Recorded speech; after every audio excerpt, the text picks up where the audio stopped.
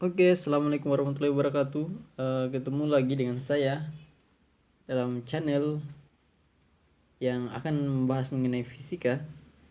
Oke, jadi di sini saya membahas mengenai buku yang ditulis oleh Neil deGrasse Tyson. Kita tahu bahwa Neil deGrasse Tyson itu adalah orang yang sangat-sangat luar biasa dalam kontribusinya dalam astrofisika. Jadi dalam bukunya itu yang berjudul Astrofisika untuk orang sibuk. Nah, di sini saya akan membahas mengenai bab ketiga dari buku tersebut. Nah, oke. Bab ketiga dia membahas mengenai jadilah terang. Jadilah terang. Dan ini adalah mind mapping yang saya buat untuk membahas tema tersebut. Nah, oke.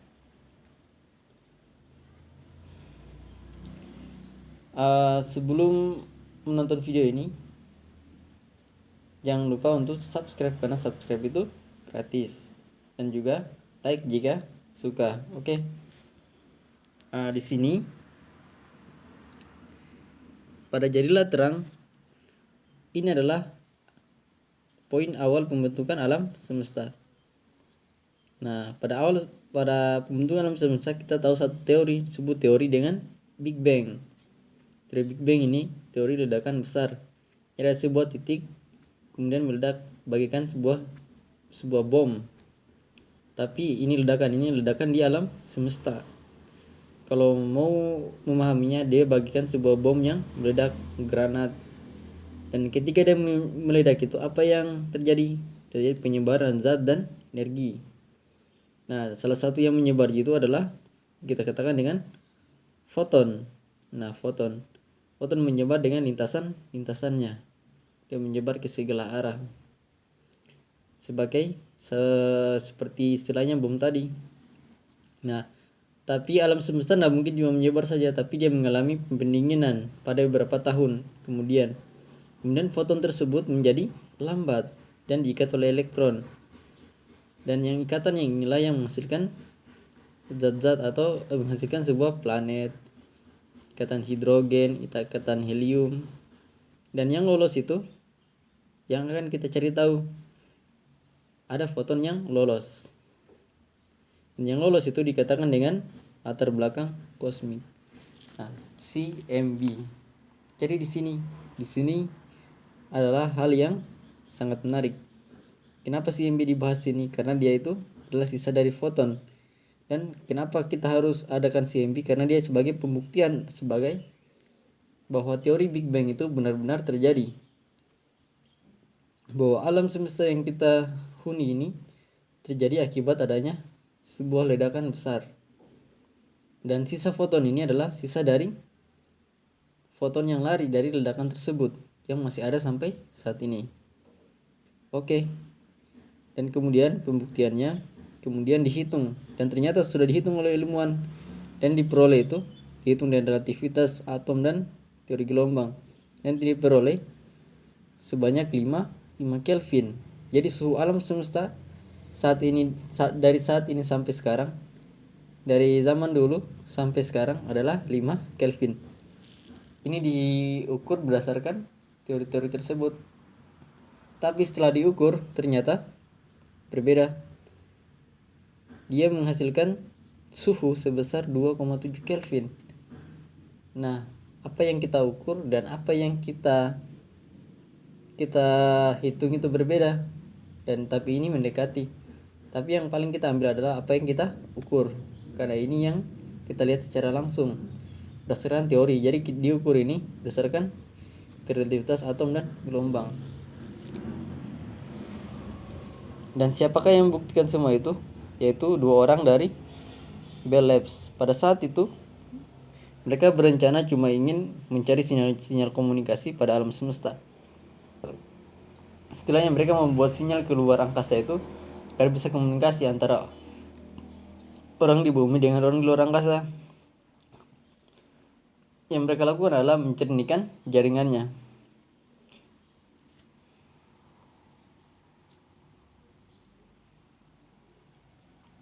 Yang terjadi adalah mereka menemukan suatu sinar yang sangat aneh yang memiliki suhu tertentu. Sinyal yang sangat aneh ini bagikan sebuah pancaran, atau kan sinyalnya atau sebagai sebuah gelombang gitu. Dan mereka menemukannya, mereka tidak bisa menghapusnya. Pertama mereka menduga bahwa itu karena kotoran dari merpati. Karena pada saat mereka mencoba untuk melihat kembali, ternyata ada merpati yang hinggap.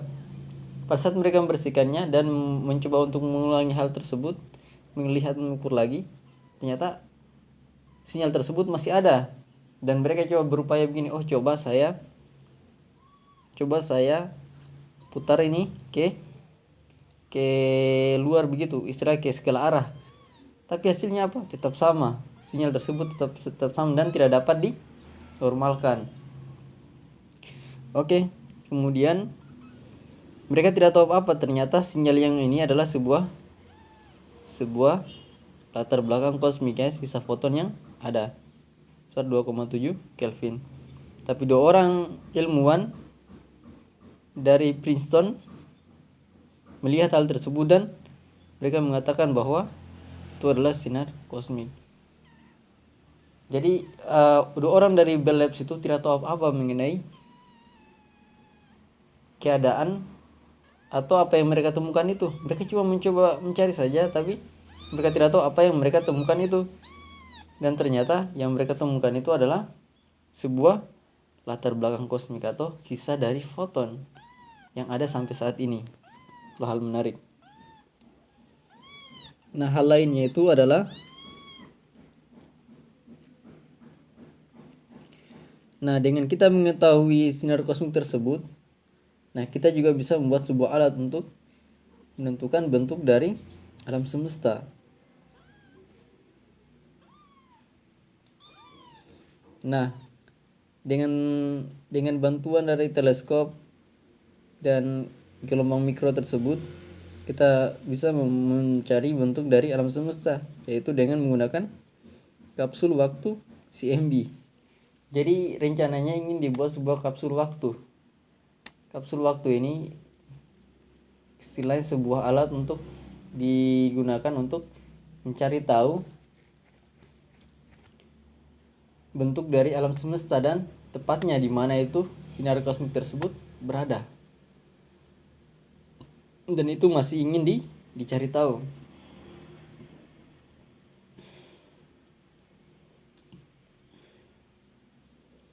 Dan di situ pastilah jika kita ingin mencari tahu kapsul waktu tersebut, pasti kita akan menemukan sebuah lintasan terakhir dari foton. Nah, lintasan terakhir dari foton di manakah dia berada? Hal ini seperti bagaimana? Seperti kita bayangkan kita mencoba melihat di sesuatu yang sangat gelap, kita tidak tahu apa itu. Kita membutuhkan sebuah cahaya atau sebuah senter untuk menyenternya. Jadi kita ingin melihat tempat terakhir foton singgah. Kita ingin mencari tahu hal tersebut dan kita akan mendapatkan permukaan foton terakhir. Dan itu adalah yang ingin dilakukan oleh ilmuwan saat ini. Kemudian kita lanjut di kosmologi. Nah, di sini bahwa mengatakan bahwa dengan sebuah data kita dapat membuktikan teori-teori yang terbukti tersebut. Jadi kosmologi tanpa teori itu, tanpa data itu adalah sesuatu hipotesis. Tapi dengan adanya CMB tadi, pembuktian oleh antena tadi, dan pembuktian dengan antena ini, dan juga ilmuwan-ilmuwan ini, maka kita dapat membuktikan bahwa kosmologi itu bukanlah sebuah metafisika, tapi dia sebuah ilmu dalam fisika, ilmu yang membahas tentang alam semesta. Jadi dia bukan lagi sebuah hipotesis. Nah, itu dari mind mapping saya. Jadi intinya di sini apa? Jadi intinya di sini adalah hal yang menarik yang dapat diambil di sini adalah bahwa alam semesta yang kita cintai ini memiliki bentuk dan misteri yang sangat-sangat banyak untuk kita teliti. Bagaikan misalkan kita di dalam sebuah rumah, dan di dalam rumah tersebut dipasangkan sebuah tirai yang menghalangi menghalanginya. Pasangkan sebuah tirai yang menghalanginya. Misalkan ini sebuah rumah. Ada tirai dipasanginya. Kemudian kamu berada di sini. Dan di sini misalkan di sini ada meja. Kamu ditanya, di mana meja berada? Apakah dia ada di sebelah sini? Apa dia ada di ruangan sini? Jika kamu ditanya oleh satu orang di sini, kamu bilang, saya tidak tahu karena saya tidak melihat meja di situ, karena di situ ditutup oleh tirai. Dan bagaimana cara ini sama halnya dengan misteri alam semesta? Jadi untuk alam semesta ini kita belum melihat segala sesuatu yang ada di luar sana. Dan pembahasan yang lalu itu mengenai teori universal itu kita mungkin dapat memprediksi apa yang ada di meja tersebut dengan cara apa? Satu yang di pelajaran yang di pembahasan yang lalu tentang hukum universal. Hukum tentang bahwa hukum fisika itu berlaku di semua tempat. Dan kita bisa melakukan itu dengan pelajari fisika, dan juga kita bisa melakukannya dengan mempelajari alam semesta kita yang kita cintai ini. Oke, sekian dari saya. Semoga bermanfaat dan jangan lupa like dan subscribe video ini. Oke.